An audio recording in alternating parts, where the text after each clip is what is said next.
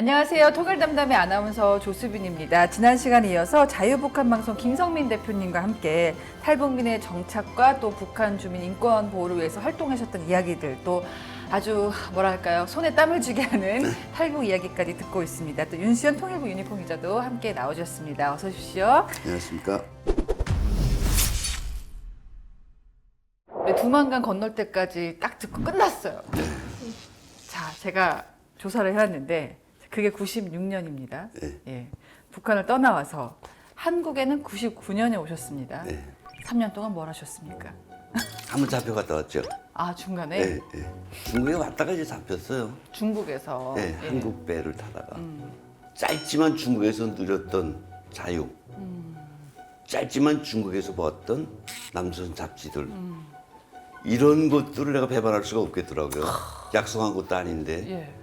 간다 다시 달리는 열차에서 뛰어내렸고, 그리고 다시 중국으로 간다라고 생각을 하고 9일 동안 북으로 와서 자유를 찾았고, 여기 와서 이제 후에 우리 부대에서 온 친구 말 들어보니까 우리 부대에서 날짜 정해놓고 그 동지 심판에서 군인들을 다 이렇게 모아놓으려고 준비를 했다 그러더라고요. 그때 그냥 가서 총살당했을 거예요. 아, 그렇죠. 한국에 그럼 어떻게 오게 되셨어요, 그러면? 중국에서 계속 쭉 살 수도 있잖아요. 아, 저는 중국에서 생활하면서 한국인 삼촌을 찾는 일을 소홀히 하지 않았어요. 해방 직후에 아버지는 등단 시인이기 때문에 북한에 떨어져서 가정을 이뤘고, 삼형제 중에 삼촌 두 분은 할머니 따라서 공부하겠다고 서울에 왔어요. 그래서 삼촌이 중국까지 오셨고, 그래서 사천 매부의 손을 잡고 예. 대한민국 비행기를 타고 한국으로 왔죠. 저희 무슨 첩보영화된 것 같은데 그 기자 활동을 하시니까 그 탈북민들 만나 보셨죠? 어떠세요? 네, 좀 이렇게 좀 자세하게 들어볼 기회가 있었나요? 저는 사실 그 북한 이탈 주민의 날을 기념해서 열린 그 윤설미 강사님의 초청 강연에 갔다 왔었는데, 네. 그분 같은 경우도 두만강을 직접 넘으셔서 이제 가신 분이시더라고요.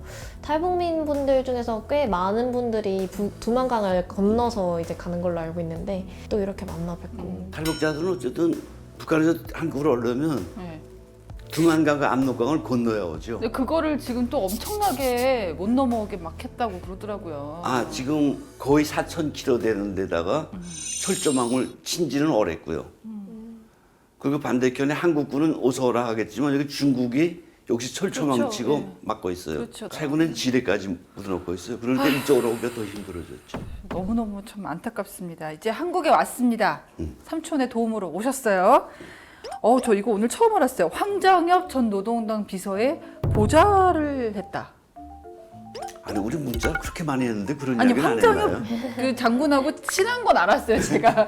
보좌하신 건 몰랐어요. 아, 보좌라기보다도 네. 제가 탈북자 동지회 사무국장 할 때 예, 황장엽 선생님은 탈북자 동지회 명예회장이었어요. 그렇죠. 그 탈북자 동지회를 설립하신 분이기도 하고, 그때 당시에 대한민국 정부는 황장엽 선생님을 정말 꽝꽝 조이고 있었는데, 사실 황정엽 장군이 넘어올 때는 야, 이게 주체 사상의 상징마저 저렇게 그렇죠. 왔으니 네. 북한 체제 무너지겠다라고 했지만 때때로 되지 않았죠. 네, 그때 그럼 자유북한 방송을 만드신 거죠? 네, 황 선생님께서 그 방송의 필요성을 여러 번 강조하셨고요. 저희들이 첫 방송을 할 때 황 선생님께 하신 말씀들을 지금도 저희들이 자주 되새겨보곤 하는데, 북한 주민들에게 정말 생명줄 같은 방송이다. 황 선생님의 그런 그 말씀도 있었지만, 그 흔히 북한 외교관들, 저한테도 선배가 있지 않겠어요? 뭐 고영환, 현성일 뭐 이런 외교관 선배들 같이 식사하는데 뉴스가 나오는 거예요.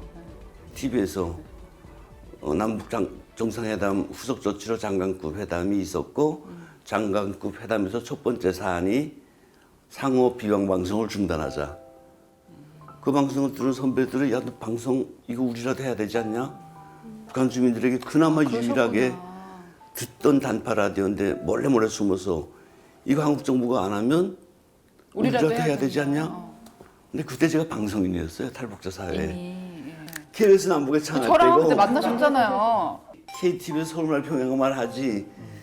이러니까 탈북자들이 볼 때는 유재석이지. 그래가지고 너 방송해라. 아니 내가 못해요 할 수도 없고 안 해요 하기는 더 힘들고. 근데 방송하는 것과 이게 출연하는 것과 만드는 건 다르죠. 완전 다르잖아요. 예. 그래서 어쨌든 얼떨에 껴안고 여기까지 왔죠. 한국에서 또 탈북민으로서 25년을 사신 거란 말이에요. 어떤 점이 가장 어려우셨습니까? 좋은 점도 물론 많겠지만 어려운 점. 그러니까 정부가 개입하지 않은 그 최초의 단체를 제가 만들었던 것 같아요. 백두한라회라고 해가지고 낭만 청년 50명, 북한 청년 50명, 대학생들 위주로 해서 백두한라회 만들었고 거기서부터 이제 저희 탈북자들과 같이 친목 봉사 활동을 했고 황장 선생님이 이 소식을 듣고 탈북자 중에 똘똘한 놈이 하나 왔다더라 데려와라. 근데 그때 야 황장엽이 뭔데 날 오라가라 해. 아니 당신이 뭔데 날 자본주의 사회에서 이러고 있었는데 황 선생님께서 선수에 편지까지 써보냈어요. 내 동료 교수의 아들이라는데 우리 아버지가 김성종합대학 교원을 했거든요. 뼈대 있는 가문이. 황 선생님은 총장을 하고 네. 한 땅 차이지만 어쨌든 그래서 가서 탈북자 동지회 사무국장과 회장을 했어요. 그럼 저는 시작부터 어떻게 보면 탈북자들과의 활동을 같이 했다고 봐야 되겠어요. 운명이네요, 운명. 네. 예. 여기까지 지금 왔단 말이에요. 그러면 제 인생은 탈북자들과 같이 어울렸던 삶이에요. 나만 잘 먹고 잘 살 수가 없는 거죠. 예. 그게 제일 힘들더라고요. 그렇죠. 솔직히 저도 뭐 삼촌도에게 사업하시던 분이 있고 대만에서 민주인권상 받을 때는 한 10만 달러를 받았어요. 그럼 한 1억 정도 그럼 되잖아요. 저 안에 밥 좀 사셨어야 되는 거 아니에요? 근데 그런 돈 못 를 다. 예. 쓰겠는 거예요, 내가. 그치. 그래서 솔직히 말씀드리면 지금 저는 차도 뭐 그 어른짜리 할부, 집도 국민인데. 근데 이게 그 내 주변 탈북자들은 그래요. 너 우리 밥 안 쓰고 술 안 마셨으면 집도 사고 남았겠다 소리 하는데 이게 함께 탈북민들과 함께 사는 게 기쁨도 있고 어떤 때는 막 희열도 느끼고 우리 북한 사람들과 함께 하는 게 어떤 때는 저한테 참 힘들 때도 있고요. 벗어날 수 없는 운명이네요. 진짜. 저는 그래서 제가 제일 자랑스럽게 생각하는 거는 이 나이에 탈북자 한 30명 줄에 섰다는 거. 그리고 탈북자 한 150명 탄원서 섰다는 거. 저는 그거 참 자랑으로 생각을 해요. 힘들지만 보람.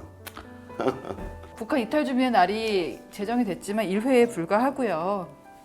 인식이 또 바뀌었다고 하지만 탈북민들 마음속에는 불안함도 있을 것 같아요. 한국 사회에서 탈북민들에게 가장 필요한 건 뭐라고 보십니까? 그냥 어디다 자다 깨서도 벌떡 일어나서 제일 필요한 건 관심과 배려라고 그래요. 대통령께서도 관심과 배려에 대해서 강조하시더라고요, 이번 연설에.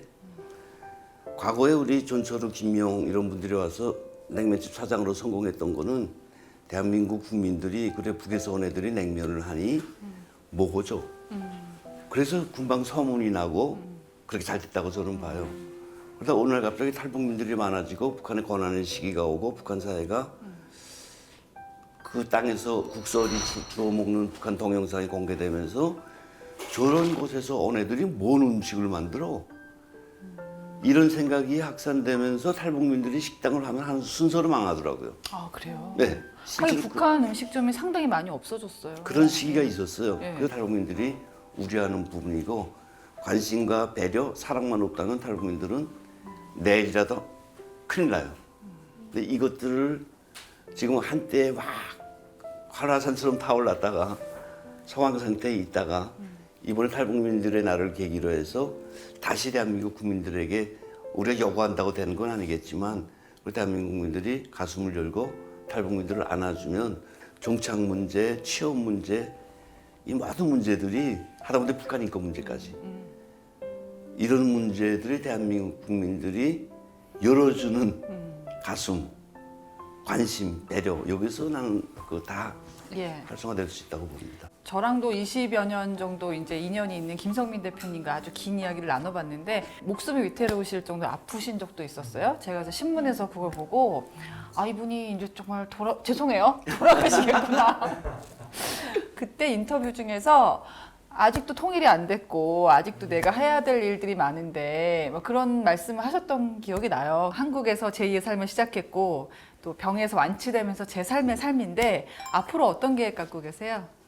저는 자유북한 방송을 끝까지 할 거고 네. 탈북민들과 끝까지 함께 할 거고 물론 어려운 때도 있지만 정말 대한민국에서 인정을 받고 훈장도 받고 영웅도 되고 이런 날까지 늘 함께 하겠다는 생각 가지고 있습니다. 네. 이렇게 같이 해보시니까 함께 하실 준비 되셨습니까? 아, 네, 됐습니다. 네, 저희가 2회에 걸쳐서 김성민 자유북한방송 대표님과 함께 여러 이야기를 나눠봤는데요. 탈북민들이 우리 사회에 어떻게 또 초창기에 발을 디디게 됐는지 또 얼마나 힘겨운 여정을 거쳐서 우리와 함께 하고 있는지 참 들어보는 시간이었습니다.